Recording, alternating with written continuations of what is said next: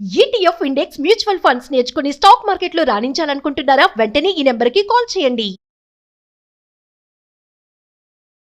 నమస్కారం. సుమన్ టీవీ ప్రేక్షకులందరికీ శ్రావణ మాస శుభాకాంక్షలు. శ్రావణ మాసం పూజల మాసం.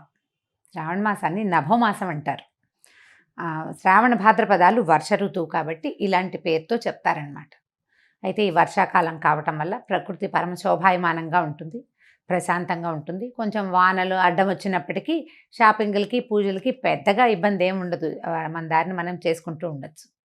శ్రావణ మాసానికి ముందు వచ్చిన ఆషాఢంలోనే దక్షిణాయనం ప్రారంభమైంది. దక్షిణాయనం ఉపాసనా కాలం, పూజలు ఎక్కువ చేయాల్సిన రోజులన్నమాట ఇవి. ఇదివరకటి కాలంలో ఏం చేసేవారో కానీ ఇప్పుడు మాత్రం మనం కొన్ని సంవత్సరాలుగా, అంటే కనీసం ఒక 100 సంవత్సరాల నుంచి అనుకోండి, మనకు తెలిసినంత మటుకు మన అమ్మమ్మలు నాయనమ్మలు కూడా ఈ వరలక్ష్మి వ్రతము మంగళగౌరి వ్రతము చేసుకుంటూనే ఉన్నారు, మనకు తెలుసు కదా.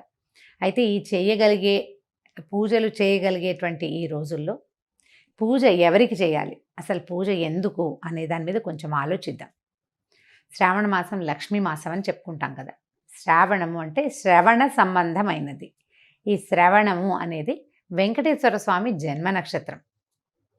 కలియుగంలో కలవు వెంకటనాయక అంటారు. కలియుగానికి వెంకటనాయకుడే ప్రధాన దైవం.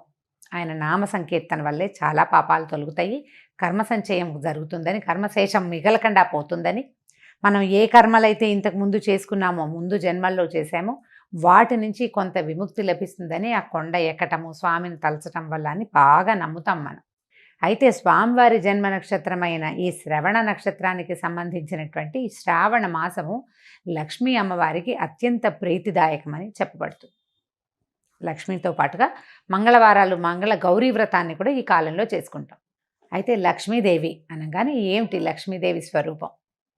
లక్ష్మీదేవి భర్తని అనుసరించి ఉంటుంది. అనుసరించి అంటం కంటే నిత్యానపాయినిగా ఉంటుంది. ఆయన్ని వీడి ఉండదు, భర్తతోటి కలిసే ఉంటుంది. ఇప్పుడు అత్యంత శక్తివంతుడు, ప్రపంచ నిర్మాణ సారథి, ప్రపంచాన్ని నడిపేటువంటి వాడు అయినటువంటి భగవంతుడైన శ్రీమన్నారాయణుడి సతీమణి అయినటువంటి లక్ష్మీదేవి ఆయనని వదిలిపెట్టి ఉండదు. ఆయన యొక్క శక్తి లక్ష్మీదేవే అని చెప్పాలి మనం. భగవంతుణ్ణి నడిపించేదే లక్ష్మి. భగవంతుడు మనని నడిపిస్తాడు. మనని నడిపించే భగవంతుని యొక్క నడక శక్తి అయినటువంటి లక్ష్మీదేవిని నిత్యము అర్చించడము చాలా శుభస్కరము, అత్యద్భుతమైన విషయం. అయితే ఇప్పుడు లక్ష్మీదేవి అనగానే మనకు ఒక రూపం, ఒక ధ్యానం వస్తుంటుంది.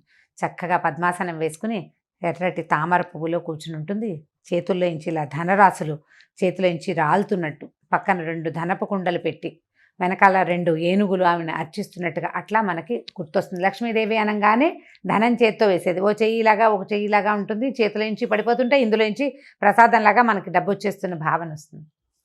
డబ్బు, ధనము అది ఇచ్చే దేవత లక్ష్మీదేవి. కానీ లక్ష్మి అంటే ధనం కాదండి. లక్ష్మి అంటే శ్రద్ధ. లక్ష్మి అంటే వృద్ధి. ఎక్కడైతే శ్రద్ధ ఉంటుందో అక్కడ వృద్ధి ఉంటుంది అని చెప్పబడుతుంది.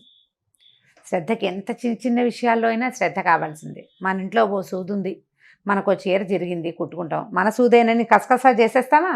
చెయ్యము. శ్రద్ధగా చేయాలి. అప్పుడు చెయ్యి తెగదు, చేతిలో గుచ్చుకోదు, వస్తువు సజావుగా అవుతుంది మనం చేస్తున్న పని. ప్రతి విషయంలోనూ ఇటువంటి శ్రద్ధే కావాలి. చూడండి, ఒక అరటిపండు తింటున్నాం, అరటిపండు జారి కింద పడిపోయింది. కళ్ళకత్తుకుని తీసి నోట్లో వేసుకుంటామా? కింద పడిపోయిందని పడేస్తాం. అదే ఒక 100 రూపాయల నోటు, ఒక రూపాయి బిళ్ళ కనీసం కింద పడింది అనుకోండి, ఏం చేస్తాం? బురదలో పడితే కడుక్కుంటాం. కాగితం కనుక బురదలో పడితే అలాగా తుడుచుకుంటాం, కళ్ళు కత్తుకుంటాం. అమ్మో మాలక్షమ్మ కోపం వస్తుంది అని. ప్రతిదాన్ని ఇదే శ్రద్ధగా తీసుకోవాలి. నీ యందు ఉన్న శ్రద్ధే లక్ష్మీ అనుగ్రహం. మనకి ప్రతి విషయంలోనూ లక్ష్మీదేవి అనుగ్రహం కావాలి. ఎక్కడెక్కడ కావాలి చూడండి. తెల్లవారి నిద్ర లేవడానికి అక్కడి నుంచి మొదలు పెడితే ప్రతి విషయము,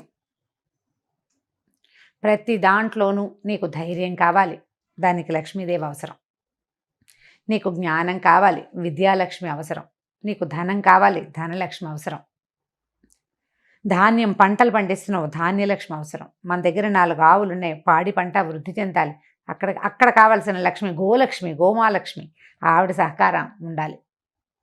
ధాన్యలక్ష్మితో పాటు పంటలు బాగా పండాలంటే సస్యలక్ష్మి కావాలి. ప్రతి చోట ఉండే సమృద్ధి సరి అయినదే లక్ష్మీ అవతారం.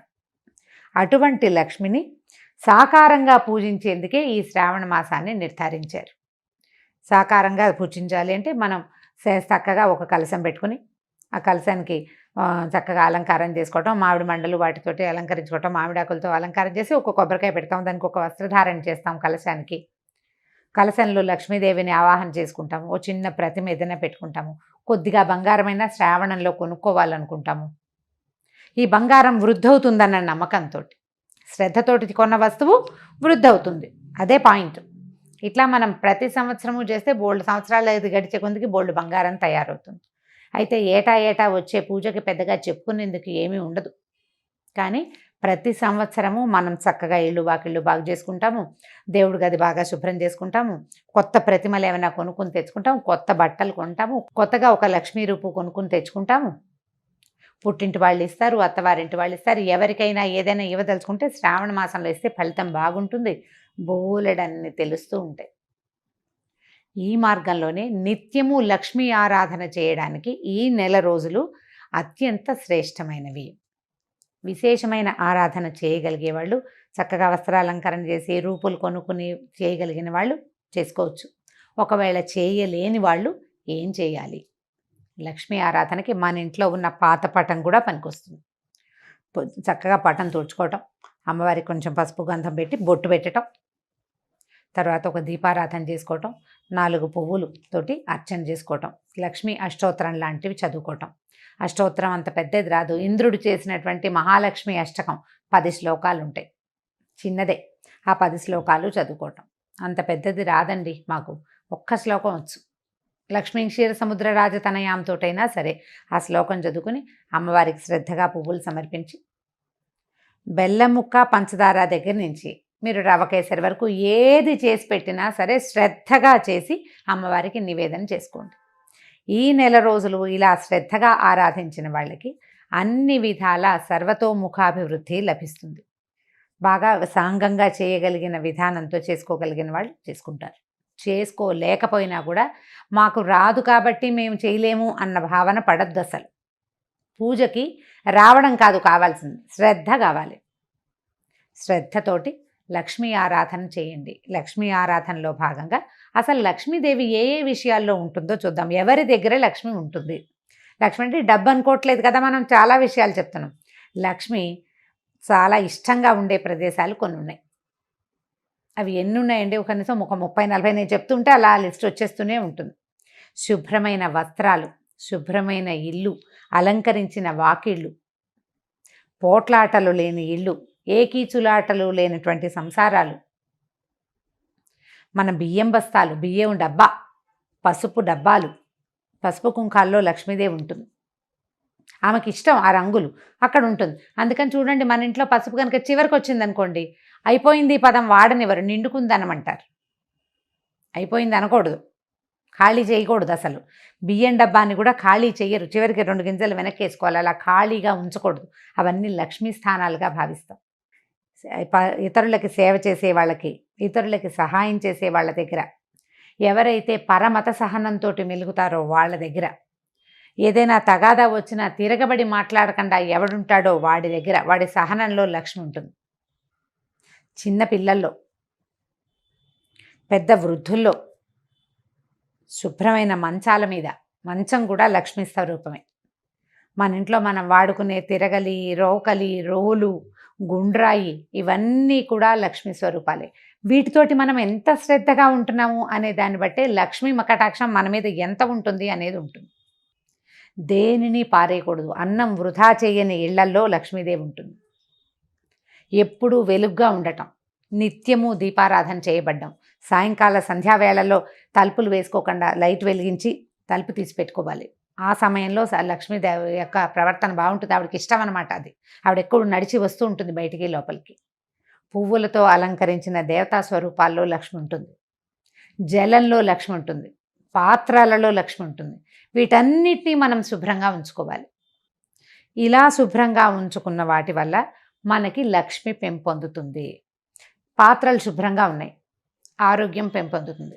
మంచం శుభ్రంగా ఉంది, చక్కని నిద్ర పడుతుంది, మరునాడు చక్కగా పనిచేస్తాం మనం. ఇల్లు శుభ్రంగా ఉంటే ఆరోగ్యము బాగుంటుంది, పవిత్రంగా ఉంటుంది, ప్రశాంతంగా ఉంటుంది. ప్రతి వాళ్ళకి జీవితంలో ఏవో కావాలని ఉంటుందండి. అన్నం లేని వాడికి అన్నం కావాలి, అన్నం నీళ్ళు 4 అందేవాడికి ఇంకొంచెం బెటర్మెంట్ కావాలనిపిస్తుంది, ఆ బెటర్మెంట్ కూడా ఉన్నవాడికి ఇంకా పైకి ఎదిగిపోవాలనిపిస్తుంది, ఆ పైకి కూడా ఎదిగాక వాడికి చిత్తశాంతి ఉండదు, వాడికి మనశ్శాంతి కావాలి, శాంతి లక్ష్మి అవసరపడుతుంది. ఇవన్నీ ఉంటే ఆరోగ్యం ఉండదు, ఆరోగ్య లక్ష్మి అవసరపడుతుంది. వ్యక్తులు ప్రతి వాళ్ళు ఏదో ఒక లోటుతోటే ఉంటుంటారు. ఈ లోటులు ఎక్కడ పూరింపబడతాయంటే పూజ వల్ల పూరింపబడతాయని అనుకోకూడదు, శ్రద్ధ వల్ల పూరింపబడతాయి. మనం ఏ పొరపాటు చేస్తున్నాం, దేనివల్ల నాకు ఇది వస్తోంది ఈ సమస్య అని మనకు ఆలోచన వస్తే చాలు, ఆ విషయాన్ని శ్రద్ధతోటి సరి చేసుకుంటే మనకు కావాల్సింది సమకూరుతుంది. వ్యక్తుల యందు ఉండేటువంటి శ్రద్ధే సాక్షాత్ శ్రీ మహాలక్ష్మి స్వరూపం. ఈ శ్రావణ మాసాన్ని మన యొక్క శ్రద్ధామాసంగా మార్చుకోండి. రోజు ఒక కథ విని ఒక ఇది చేసి కార్తీక పురాణంలాగా మా శ్రావణ లక్ష్మి పురాణం అని భావించొద్దు. ఇవి నెల రోజులు మీరు శ్రద్ధగా గనక ఉంటే, శ్రద్ధగా ఉండటం మీకు అలవాటైపోతుంది. ప్రతి విషయంలోనూ ఏ పని చేసినా శ్రద్ధగా చేయాలి. పోట్లాడినా కూడానా అని అడగండి, పోట్లాడకూడదు, పోట్లాడద్దు, కొట్లాడద్దు, కీచులాడద్దు. ఎవరితోటి తగాదా వచ్చే పరిస్థితిని అసలు రానివ్వకుండా ఉంచుకుందాం. ఈ నెలని శ్రద్ధామాసంగా భావించి ఈ నెల రోజులు ఒక దీక్షలాగా దీన్ని చేపట్టండి. ఆ తర్వాత మన ఇళ్లలో సమస్యలు తగ్గిపోతాయి. అత్తగారులతోటి కానీ, భర్తలతోటి కానీ, ఆడపడుచులతోటి కానీ, పిల్లలతోటి కానీ సమస్యలు ఉండవు. ఒకవేళ మనం ఆఫీస్లో పనిచేస్తుంటే ఆఫీస్ వాళ్ళతోటి కూడా మనకి సమస్యలు తగ్గిపోతాయి. శుభ్రత, జాగ్రత్త పెరిగితే ఆరోగ్యం పెంపొందుతుంది. మీరు రోజంతా ప్రశాంతంగా ఉండి శ్రద్ధగా ప్రశాంతంగా ఉండడానికి ప్రయత్నం చేస్తే ఆరోగ్య సమస్యలన్నీ తగ్గుతాయి. చిత్తశాంతి ఆటోమేటిక్గా వచ్చేస్తుంది. ప్రయత్నించి మొత్తం మామ్స్ అందరూ కనుక దీనికోసం ట్రై చేస్తే ఆటోమేటిక్గా డాడ్స్ అండ్ కిడ్స్ ట్రై చేస్తారు. తప్పకుండా ప్రయత్నించండి. కనీసం అయ్యో ఇవాళ చేయలేకపోయాను రేపైనా చేద్దాం అని అనుకోండి. ఇవాళ పోట్లాడేసేయాల్సి వచ్చింది, లేదా గొడవ పడాల్సి వచ్చింది, లేదా ఏదో వస్తువు పడిపోయింది, పగిలిపోయింది, పాలు విరిగిపోయినాయి, ఇలా అజాగ్రత్తలు బోల్డన్ అవుతాయి కదా, వాటన్నిటినీ సరి చేసుకునేందుకు ట్రై చేయండి. ఇవాళ పొద్దున్నుంచి మనం ఆలోచించాలి. పాలు పొంగిపోకూడదు, జ్ఞాపకం పెట్టుకోండి. పాలు పొంగకూడదు, మన వేళ్ళు గీళ్ళు తెక్కకూడదు, మనం కాలుజారి పడిపోకూడదు, జాగ్రత్తగా ఉండాలి. అన్నం వృధా కాకూడదు, ఏ వస్తువు వృధా కాకూడదు. జాగ్రత్తగా శ్రద్ధగా కనుక చేస్తే ఈ శ్రావణ మాసం తాలూకు ఎఫెక్టు సంవత్సరం అంతా ఉంటుందండి. ఇది పూర్తిగా మన జీవితాలని బాగు చేస్తుంది. మీరు కనుక విద్యార్థులైతే ఏదైనా చదువుకుంటూ, హౌస్ వైఫ్స్గా ఉండి కూడా చదువుకుంటాం కదా, నేను కూడా చదువుకుంటూ ఉంటాను. ఎప్పుడు చదువుకునే వాళ్ళు శ్రద్ధగా చదవటం, ఒక సమయ పాలన చేయటం, సమయ పాలన యందు కూడా శ్రద్ధ కలిగి ఉండటమే ఈ మాసం మన మోటో. అదే మన స్లోగన్. శ్రావణాన్ని శ్రద్ధగా మార్చుకోండి, దానికోసం ప్రయత్నం చేయండి. ఈ మాసంలో చేయవలసిన చిన్న పూజలు వ్రతాలు ఉన్నాయి కదా, ఎవరి వ్రతాలు పూజలు చేసుకుంటారు. శ్రావణ మంగళవారము శుక్రవారము కూడా మిమ్మల్ని మళ్ళీ కలుసుకోవడానికి ప్రయత్నం చేద్దాం. అయితే ఈ శ్రావణ మాసం సోమవారంతో మొదలవుతుంది. ఈ సోమవారం విధి విధానం ఏమిటో కూడా మళ్ళీ చెప్పుకుందామండి. శ్రావణాన్ని శ్రద్ధగా ఆచరించండి. నమస్కారం.